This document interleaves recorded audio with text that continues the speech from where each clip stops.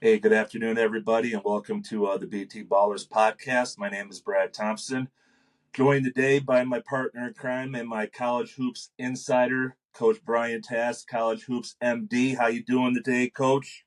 Well, yesterday I was tired. Today I'm not sure what to describe it as, but it's been 2 long 12-hour days of amazing games. So let's keep it going.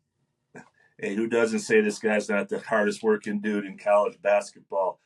I got to be honest with you, man. Freaking Michigan and Michigan State. These 10 o'clock games, like I was telling you off air, man. I mean, I'm wearing those black binder, clips on my fingers just to stay the hell awake. It's not that the games aren't great. They are. It's a great game last night. But it's like, man, when you turn 50 and you get over that bridge, oof, man. I Yeah. mean, the nighty time tea just, oof. So, but hey, let's get right into it. MSU, Brian, kind of what we thought it was going to be. Kind of Brian's going to come out with the energy.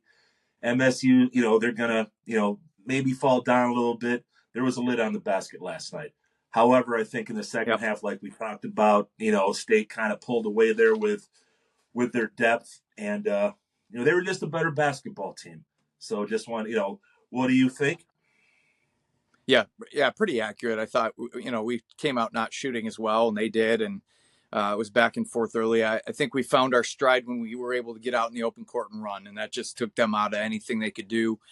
Defensively, in the second half, we crushed anything they were trying to do at all. Our depth was a factor. Like I said, it was going to be. We ground them down to nothing with our bench. Cohen Carr showed up big. Like, he was unbelievable last night in every direction, rebounding, running, defending, making plays that I can't describe underneath the rim. So yeah, he came. He was a huge thing for us last night. Cooper Cooper inside. I don't care what anybody says. I think he's one of the things that it makes this team special, because he does get after it underneath the basket for some offensive rebounds. He gets some putbacks. He's pretty effective as a post player. I'd give a lot of credit to him last night for the win. In a lot of ways. So great team win, good pace of play last night for us, especially in the second half. Uh, looking forward to Sunday. Looking forward to Sunday. Something that we were chatting back and forth during the game, and a lot of the people on the broadcast. That zone was a problem last night for State. Really was. They couldn't pass over it, in my opinion, at least, and they really couldn't penetrate. I wanted to see them try to penetrate that zone a little more, slash and everything. Your thoughts on that? Is that I going to be a problem down the road? Now, I thought it was less of a problem than what they made it out to be on the broadcast. There's a couple times where Jeremy Fierce tried to split it. He was successful once. Other time he turned it over, but for the most part, we went small ball. We usually have two forwards in the game, and we put Colin Carr in there, who is let's call him a forward, but he plays like a giant with his athleticism, but he was really effective at moving around in that high post, being a swing man with the ball, slashing to the basket, making them respect that space. Another key player that helped us break that zone down, I thought, better than what they described on the air on the broadcast. Frankie Fiddler, what a great game! Another guy who doesn't show up in every stat sheet, and he's not the prettiest face on the earth. He does everything that you would want a bench guy to do, like an all-star bench guy. And he came in last night and did a lot of that, slashing the zone, finding openings, getting a couple rebounds here and there, made a couple baskets. I liked his game last night too. Yeah. What I liked about State, speaking of the zone, and perhaps it was a little, over exemplified or overhyped. Uh, when State gets out and run, it's tough to set a zone up. And it definitely was. Once they did that to Brian, it was game over. Yeah. So, if I'm not sure, you know more than I do, but I'm not really even sure how many teams play zone anymore. And they just can't. If they've been man to man all year, I don't think you can switch it up to a zone there, because it's just going to be it. You're not going to be in unison there. So, with State, the athleticism, just break the zone anyways. Yeah, I So, think so. And the reason why more teams don't play some zones is because the shooting. If you look at it, so there's guys making shots from the logo. these days, and I think the shooting has outgrown a lot of zones. And also, Tom Izzo's main point about why he has never played a zone in 30 plus years of coaching is because you don't rebound well out of it. There's no accountability for each guy to get his guy, lock in on a box out or a check out, and then go get the rebound. And that's what Michigan State basketball has always been built on, is rebounding and running. So you don't have that accountability of, getting offside rebounds on defense. That it hurts you there. I think there's some great guards there that just penetrate so well across the board that, playing most zones, there's gaps. There's always gaps. The best zone that has ever been effective, in my opinion, in college basketball has been Syracuse's 2-3 zone that Boeheim ran. And I was a student of it. I loved it so much that I implemented that a lot in my coaching, but it was hard because it had so many man-to-man principles in it, and there was so much trapping involved. And so, that was the only one effective zone that Michigan State had never did well against. But yeah. Anyway. Yeah, case in point, when Syracuse was that 11 seed, not to, I guess I am bringing up old wounds, but boy, the state that year with Bridges and Jackson, man, they just didn't have an answer for that. Oof. But that's why Jimmy Boeheim's going to be in the Hall of Fame. You did not find a better zone than that. You just didn't. Solid.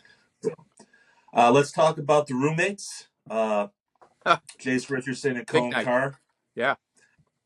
Richardson, sometimes it looked to me, at least, again, looked like he took himself out of the games. Not literally on the bench, but just looks like, he wasn't.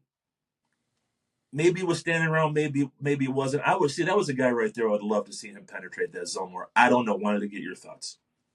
I don't. Yeah, I think I would agree that he played a conservative game last night, and rightfully so. Like, sometimes you don't need to do extra stuff. You let the game come to you. There wasn't a lot of openings at times for him to penetrate, so he didn't force the issue. He didn't have to. We had some comfortable leads at times. I don't mind what he did last night. He showed up in the ways he needed to show up, made a couple big baskets here or there when we needed a lead, or got to the free throw line at places where, we needed to get to the free throw line and put UC, UC. You see what happens when you're up all night, Bryant. Put them in foul trouble a little bit. I think he did a great job. And Cohen Carr, same thing. Right time, right place a lot last night. Again, he's not a prolific shooter. He shouldn't be shooting from the 3-point line with the percentage that he shoots it at. But he does the things like getting behind the zone, cutting on the baseline, back cutting people, making them respect his cuts. So those two in tandem had a big night. Maybe not the best stat sheet night, but big night. No, I think it's good that the definitely Richardson got the first taste of the tournament. So I think you're going to see him relax a little more, I guess, get a little better. But Cohen Carr, I'm telling you, man, he's got a ways to go. Let's not get overhyped on this dude, but this dude has a lot of traits that's going to take him onto the next level. And I don't know, and I'm half kidding here, I'm half not, but boy, if John Smith is watching that game last night, he's saying, "Hey Tom, hey Tom, come on. I'll only use him as a red zone option. Come on, Tom, come on." Because the dude can jump out of the gym, and you talk about a freak athlete. That dude's got it. Yeah, what he was doing, and he hasn't come along. I mean, last year as a freshman, he had no ball handling skills. I mean, God forbid he ever put the ball on the floor to dribble it. Hopefully, he was getting up in the air and slamming it. But I've seen him transition to being able to handle the ball more. He doesn't turn it over a lot. When he gets it in his hands, it's purposeful, and he does some pretty good things. He's tried to shoot it in the last month or so and made a few, so that's kind of good that he's got the confidence in saying, "Hey, somebody better guard my shot here eventually, because I'm going to start making them." So yeah, he's going to start being a problem in this tournament for teams. Yeah. And that's good news for State. Yep. All right, let's move on to the other games. Let's start off with North Carolina Ole Miss. We talked about Carolina looked great in the first game, but that's been their story all year long. What team is going to show up? and they really reverted back to the early season where they were just lifeless. They went Yeah. cold, and let's talk about that a little bit. I think I guess overall, when I've watched Carolina play this year, um, the downside of them just seems to be, and it's not very hard to pick out, or it's not very easy to pick out because they don't act it out. But I feel like there's some chemistry issues there, or some effort and attitude issues there, where like they never just get in sync. But when they do, occasionally, they're they're on fire. It's hard to stop them. They come back. They score like 25 points in 10 minutes. So there's just something there where maybe guys didn't buy in this season as much to the effort and attitude that it requires because they disappear. Yeah, I couldn't agree with you more. And maybe Hubert Davis is going in there, and when he has his exit meeting, say, maybe you should look at the portal. Not sure you are Yeah, what we maybe. want for North Carolina. Yeah. On the Ole Miss side, this is their first tournament win since 2019. They have a shot to make it to the Sweet 16 since 2001. We know Chris Beard has done a great job there. Uh, they had the balanced scoring last night. I think I love when I hear teams having balanced scoring in the tournament. I think they go, though, as Sean Padula goes. I really do. And, they can't afford to let teams back in, though. They're not that kind of team that if they let a team back in from a big lead, that could really affect them, especially down the stretch now. Well, and I think their matchup with Iowa State is perfect because neither of these two teams is explosive by any means. Like they are pretty smooth, better than average. Two good teams out there that aren't going to do anything insane. They're going to play hard. They're going to play solid, and I think that's a great matchup for both of those teams. Should be exciting to watch. Yeah, that's going to be a good game. Not going to talk a lot about Iowa State. In fact, I don't think we will. They handled their business against Lipscomb. Really, Oh yeah, Lipscomb. Not really anything to talk about there. nah, Let's get to Marquette and University of New Mexico. All right, that was a tense game. Boy, that unbelievable game. that is arguably. I think there's a 1-1A. We'll get to the other one. That was the most exciting game of the night, in my opinion. Yeah, You know, Donovan Dent. He's an impressive player. He was 21 points. Best player on the floor, in my opinion. And they pulled away down the stretch because they got it inside the paint. So let's talk a little bit on yeah. that. That last stretch of the game was their most solid part of the night. Neither team played poorly. They both had great games. It was a fun game for me to watch. Just the chess match back and forth of possessions on offense and how they were exploiting ball screens and things like this. I mean, again, it was a tight game. Could have gone either way, and just that last run happened to be New Mexico's. Um, Man, they're athletic. Their guards are really athletic. They can shoot and they got a little bit of size. I feel like that team is going to be fun to watch. Is Michigan State, and that team right there are going to have a good old fashioned Big Ten brawl. It's going to be a fist fight. Yeah, looking forward to talking about that game, that matchup tomorrow. Uh, Patino, he didn't do well. Let's just face it, he didn't do well at Minnesota at all. Who We could does? talk about where he's got the bloodlines. I mean, I don't know who does. It's a hard spot to be at. You know. Yeah, no, it is, and I think he's a pretty good coach. What do you think? Oh yeah, I think he is too. And again, Minnesota gets a bad rap for maybe not getting enough players or using the portal as well or whatever. But hey, I don't want to go up there and play. I don't think you guys do either. No, Playing up at Minnesota, that trip right there, I always pencil that in as kind of a loss because it's a trap game. They're good enough to beat anybody. They never really excel at anything, but he did a great job there, and that's my point. I think he's a better coach than maybe what he gets credit for. And he's got some players to play with now, so we'll see. yeah, he went over to Mexico. I think he's re-identified himself. He's rebuilt himself, and you know what? There's a job out there, a plum job out there in the East Coast with Villanova. Just saying, you know, just saying. Place where you So can build. Hey, yes, it is. Yes, it did is. you see this? And I didn't know this. I mean, I guess if you thought about it, you would. There has never been a team since 2000 that has won the national championship on the west side of the Mississippi. Basically, I did not know that. every single team that has won the national championship since 2000 has been from the east side of the United States. Wow. Yeah. And you know what? It's not like the west side. I mean, the west side of the state. I mean, the UCLA's, the Arizonas. How I many mean, times has it's Gonzaga been in there, and UCLA, and Arizona, and I mean, yeah. So just some it's not. perennial It's not dogs. about right. It's not about where we're not going to come out there because we play late on the West Coast. I mean, we're talking blue blood programs in Arizona and UCLA. I mean, come on. So that's interesting. Did not Yeah. know that. Yep. Did not know that. Uh, Anyway. So let's get to what I think. Like I said, with the 1-1 A games here, Baylor, Mississippi State. I thought it was arguably the best game. Like I said, just tremendous athletes on both sides of the ball. Uh, Baylor pulled away. I thought they had balanced scoring again. I'm gonna harp on that. Four players in double digits. Yeah, they're a great team. So is Mississippi State. But when you look at having four top scorers to have to deal with, and that's going to, if you get one guy on your team in foul trouble, it's going to pretty much change the game. But it was a good game all the way up to the end. Entertaining game. Both teams played well. High intensity, high effort game, and it could have gone either way. But Oregon played solid, or I mean Baylor. Baylor Yeah. played solid. They earned that Yeah. win. Very well coached. They've been there before. They know how to make a run. Just Yeah. saying. Yep. So. But now they have the work cut out for them. But we'll talk about that tomorrow. Robert Morris, tight game versus Bama. Bama has not been playing well. Yeah, you're right.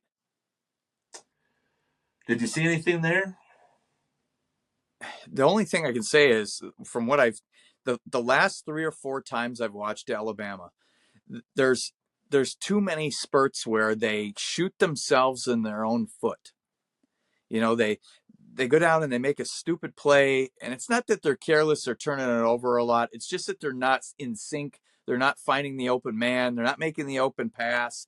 They just don't look like a well-oiled machine right now. And it's been a few weeks that I feel like they've sputtered a little bit. And I don't know if it got to them that they were up in the highly ranked and they, had to play a couple teams there that were also highly ranked and they lost, or I'm not sure what got to them, but they just haven't looked crisp. Mm-mm, mm-mm. Can't put my I finger would on it. say, yeah, I would say that they're the most fragile two out there. I really would. So, hey, well, we shall see. Yeah. Then we get to the OU UConn game. All right, Ooh, UConn pulled away late. yeah. Uh, Jeremy Fierce has a bright future. I liked his game, so Jeremiah. give me what Jeremiah. Yeah, Jeremiah. I'm yeah, sorry. yeah. Yes, Jeremiah, Jeremiah. younger brother. Yeah. We were watching the game just a little bit in between, Michigan State timeouts and the halftime, and even my wife's like, yeah, and he just has the same kind of mannerisms as Jeremy does. He does. He has a high motor. He has a high IQ for the game. I think he's going to have a heck of a season next season there. So looking forward to watching him, be mentioned up in a higher level of players in the country. Was Izzo in on him or? I don't know what the recruiting situation was on him. I think that I think he was one like Jace Richardson's got a brother too. I don't think he's necessarily too much in the conversation at Michigan State. I think he's got some other things in line, but nah, probably not. Okay. If you're watching this, it's because you love sports. If you love sports, why not show that love with some new gear, like the two jerseys behind me? Fanatics has a lot of stuff on sale right now, and if you go down in the description, click the link of whatever team that you want, it'll take you to the Fanatics page, buy some stuff, and we get a small portion. It'll help us out, and you'll get some discounts on some good gear. Fair enough. Did you see? Hey, did you see the self-proclaimed greatest coach in the country last night going over to the replay? Uh, Uh, I it's mean, I don't know. I mean, it's become a gong show with him. So he's a dick. There's no other way to put it. He's a flat out dick.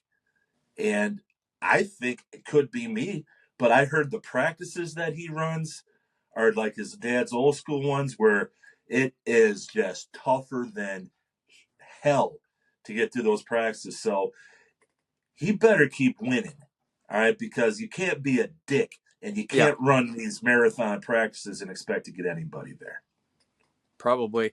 I don't know. I mean, we could do without some of the antics and the things that he does for show. I mean, get mad about what needs to get upset about, but then just it's too much. It's too much. Yeah.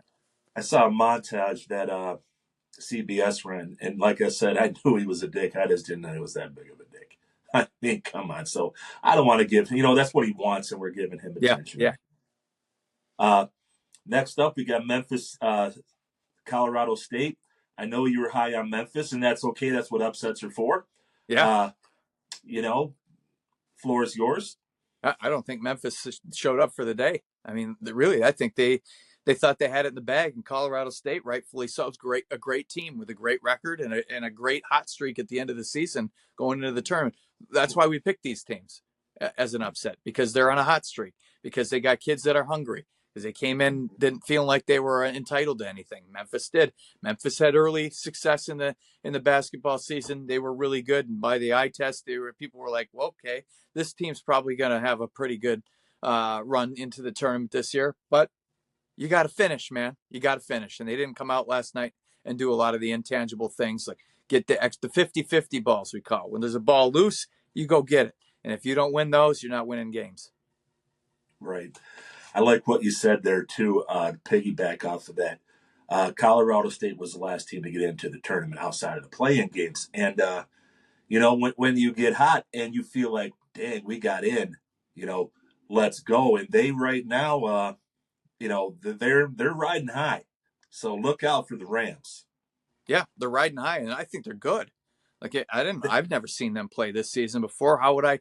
They don't play anybody that I follow that constantly, and I'm not going to get on the dish TV at 2 a.m. to watch them play somebody on the West Coast. But now seeing the previews and that game, I'm convinced that they're fun to watch. They're a good team. They got a good attitude, and they could give some people some problems. Indeed. We talked about this a lot yesterday. We're moving on to the matchups today, but we will let's visit Michigan just a little Yeah, bit more. I yeah. don't Let's want do to it. belabor the subject, but man, they got a tough matchup. They got a tough matchup. A&M's Gar Carter. I mean, he's a dude. He's going to give not Archie. He's not ours. He's going to give U of M's guards some Yeah, problems. This is where I think they break away. A&M is because they've got a legitimate center. They do, and that could probably negate what Michigan wants to do with Golden. I think you're right. I think that's going to negate that. I think the biggest discrepancy here and the biggest factor to this game is going to be this: offensive rebounds on Texas A&M's part. It's what they're best at. They're ranked high in the country at it. Now, you could make an argument that it's because they miss a lot of shots. They're not a great shooting team. Okay. But they do get after the offensive rebounds. Now, if Michigan doesn't keep them off the glass, that's, in my opinion, that's the way they win, is getting second chances. When you get second chances, you're typically getting a team in foul trouble. Michigan doesn't have a deep bench, Brad. They're going one or two deep if they're lucky and being effective at it. So I feel like any edge that Texas A&M has today in this game is because they're going to offensive rebound the ball and they're going to give Michigan's guards problems. Yeah, I think this is what has to happen for Michigan. And this is what I'm gonna ask you: is Michigan's gonna have somebody that steps up, comes out of nowhere, and says, "Hey, man, here we go." Yeah. I haven't been a huge role this year, but it's got to be an unsung hero. It's got to be somebody that you really, a name you really haven't heard. I don't know if that's going to happen. Do you see anybody that could do that? No, Donaldson's been solid as being one of their better guards. Okay, Burnett, I think he's good, but he's not a take it over guy. This isn't going to be his coming out party today. So no, I don't see that happening. I really don't. They do what they do. They're a good team. That's how they got here. They could win this game. It's not that big of a discrepancy matchup here. But for Michigan to win, their guards have to play without turning it over off their foot and pass it into the band like they did the other night against a team who I didn't feel like was as good. So they got to play pretty well tonight in order to win this. Right. Yeah. This is going to be a hell of a basketball game. It's Yeah. not like this is not a eulogy for Michigan. No. In fact, you know what? I'm going to take Michigan here. I really am. I think Golden does have the experience, and I think Danny Wolf is going to be athletic enough. Now, don't get me wrong. If they lose, it's going to be, well, okay. But I'm going to take Big Blue here. But it could very well end up being the best game night. So I think you're right. Yeah, I think you're right. I think it'll be a good game. It'll be a battle. It'll be. It's definitely neither one of these teams has the ability to go out and get a 15-point lead. It's not going to be one of these turn the channel games. You know, if you're not a Michigan fan or you're from here or a Big Ten, you're not going to watch this game and turn the channel because it's going to be a big difference. It'll be a possession by possession game. You know, who can get to the free throw line and make free throws. Yes, both teams have some big inside presence, so we're going to see that inside out stuff happening. Can a team make a shot from inside out? It'll be close. It'll be good. Let's enjoy that game for what it is. Yeah, indeed. Auburn Creighton. I don't have much to say. I Oh, want to hear man. you. Yeah, I want to hear you talk about it, but this is kind of always thought, and this dates back way. I mean, I think you were in elementary school, hell, because I think I was in elementary school, so I don't even think you were born. But this is when they had a really good Michigan team. Gary Grant, uh, Roy Tarpley. These guys were good. They were number one seed. They're playing Farley Dickinson. That's the name of the school. I'm sorry. They gave them everything they could handle. And my theory is when these number one teams come out, they've got to go, dude, what the hell are you doing on my playground, first grader? Get the hell off. And Auburn didn't do that. They didn't do that. And now they've got Creighton. I think Auburn wins, but man, Auburn, like I told you before, I'm not completely sold on them, but again, I could be wrong. Yeah, no, I'll say it again. If I woke up with my head on the carpet, it wouldn't shock me that they lost this game because Creighton, they're on a hot streak. They won that first game. They are a pretty good team. Auburn's a great team. Auburn, you're right. Auburn just needs to do what Florida did yesterday and come out and just clean the clock if they're going to win that game. The longer you let Creighton hang around, they're going to have some confidence. You know, could go the either way where a team gets a guy in foul trouble or whatever it is. But it wouldn't shock me if we're not moving Auburn on. I agree with that. Now to the game. Boy, I'm really I am so looking forward to this game. I think you know where I'm going with this. Oh, yeah. Arkansas St. John's. Now this is awesome. This is what I love. It's held in Providence. Let's just say that way throughout history, Providence has always been, let's say, a waste management type of city. Okay, let's leave it at that. All right. And you've got the two heavyweights. You got Calipari, who I'm telling you will be in a suit tonight, or today, against Rick Pitino. They have had some matchups in here. There are 0 tables to get in Providence at that Italian restaurant's going on tonight. So, you know what? Arkansas's bench only scored 8 points. I think that's really going to be the telltale sign, but I'm still going to watch this just for the suits alone. Yeah. Checking the notes, I think Don King is going to be doing the national anthem at that game, and it's going to be Michael Buffer there to announce the starters. Yeah, it's a big thing, and it's fun for TV, and it'll be good. But I think you got two pretty evenly actually matched up teams in Arkansas and St. John's. It'll be a little bit of a chess match back and forth to see which team is going to do what. I'm giving St. John's the edge. They've had the best season of the two teams. They'll definitely show up and do what they got to do. So St. John's, definitely. Yeah, take a good hard look at Boogie Flan, freshman from Arkansas. Not just for his name. I love his name. Yeah. You'd call a basketball player Boogie, and he's just going to be good. But he's exciting. He's one to watch, and like I said, it's box office. This gets you popcorn ready kind of stuff. So, Drake, Texas Tech. Woo. Drake, you can make a case as well. They are. They're one of the hottest teams in the country right now. They've got the mojo going. They've got the mindset. We talked about how 90% of games are won, all right, before you leave the locker room. But that's what this team does. Okay. Yeah. But they're taking on a goddamn formidable Texas Tech team. So what do you think there? Another even matchup, two different style teams. I think Drake is a more possess the ball, drag it around kind of team. Texas Tech's got a little more motor to them. So we'll see what the pace of that game settles out to be. I like Texas Tech to be the winner. I just think overall they've got a deeper bench. They have a better season. They got a couple shooters extra. But Drake's inside game could make a difference. Okay. Team you like, you like a lot. And I get it. I mean, Wisconsin is not, nothing against them. They got BYU. A lot of the guys are loving BYU. A lot of people are loving BYU to get to the Sweet 16. I'm not so sure, but BYU's got Richie Saunders. Okay, he's a darn good player. We talked about how he's shooting 51% this year. I like BYU to pull the upset. I do because of Saunders, but Wisconsin is a darn good basketball team, and they've got a stud of their own. So go ahead.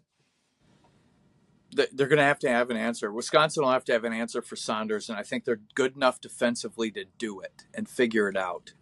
At first, when you were talking about BYU being that good last couple days ago, it's kind of like I'm not really sure, but I was convinced after their first game that they are really who they are. This could be where Wisconsin trips. I love their team. I like how they play, but this could be the game where they take a ticket home. Could be. I'm going with BYU here. Yeah, I'd go with them too, actually.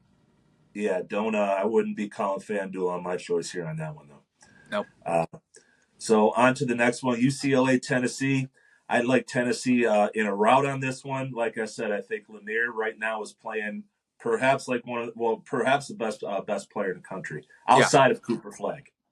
I'm putting him on my first team tournament team for sure right now. He's unbelievable. And UCLA just doesn't have the firepower to do it. They're going to hang around. They'll make it interesting. It'll be an okay game back and forth. I think UCLA has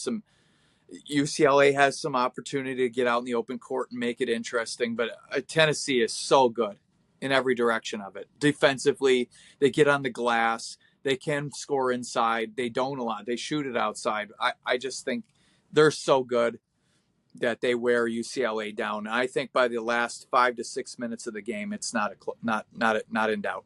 Not in doubt. I'm not even sure it's going to take that long. I think it might be over at the half. I mean, I just do. Lanier, man, I'll tell you, he's going to take them a long way. Like I think you got them in your Final Four, don't you? Yeah. Yep. Final Four team. They got the makings of the Final Four. Yeah, they do. Yeah, I like this team a lot. I do. Houston, Gonzaga. Houston, man, they're the Houston that I believe they truly are, and they sure showed it. Another number one seed doing what they had to do. Yeah, just like Duke. Don't need to go back and talk about Duke, but 3 out of the 4 number one seeds have done what they're supposed to do. Yeah, I think that I could be a big Gonzaga fan if they weren't on TV at 4 a.m. all the time. I would probably watch more Gonzaga basketball, but they've always been good. They don't make a lot of mistakes. If they can keep the game within reach and within close, they can do some things situationally to maybe give Houston some problems on offense. They're not as athletic. They're not going to get on the glass like Houston does. I'm going Houston by 2, maybe 2 possessions. That's about it. It's going to be close. Okay. It's going to be close. Okay. And now on to the last one. Saving the best for last. We have, and I'm adopting them because we're out of the tournament. Okay. Okay. My McNeese Cowboys going up against the Purdue Boilermakers. Will Wade will outcoach Matt Painter. And quite honestly, Coach, Purdue has not played well in over a month. Yep. If you're going to say like a game's going to be over at halftime, it might be this one. I think you're right. I think Purdue got worn down this season. They didn't maybe get to the expectations that they thought they were going to, and be up to the top of the Big Ten again. They haven't looked good. McNeese is high powered. We talked about earlier, maybe some of those games weren't going to be explosive. McNeese is explosive. They came out, put a pants whipping on in that game early on against who'd they beat? Georgia or Clemson. Clemson. Clemson. It was over. People left the arena at halftime. I mean, it was done. And Clemson got back in. McNeese can't allow that. They're not gonna. They can't allow a team to come back in if they got somebody down. But this game, on paper and every other direction, McNeese feels good about what they've done. The other night, they got the high flyer. They got a couple shooters. The attitude is there to do this. Purdue gets beat by 15 at least tonight. Glad you said that. This is not an upset. No. Don't go back to that shithole that you call West Lafayette. All right? The McNeese Cowboys. Yeah! Ha! They move on. All right. I'm with you there. Anything else you see today, Coach? Any other things? I'd like to see the back of my eyelids for a little while and take a nap, but I mean, there's too many good games today, so I'm going to try another 12-hour stretch. We got to go get that Red Bull, get that get the Monster Energy. Although we're getting so old, we don't want to pull a Fred Sanford here. I got to every couple of hours. I got to get a lot of water in there between the energy drinks. Right. Yeah. So, folks, he is Coach Brian Tass, our College Hoops MD. So, Coach, let's have some fun today. As always, great to have you on. Thanks for having me on. I'll see you tomorrow. Enjoy the games. We'll be here. All right, folks, for BT Ballers, I'm Brad Thompson. We out of here.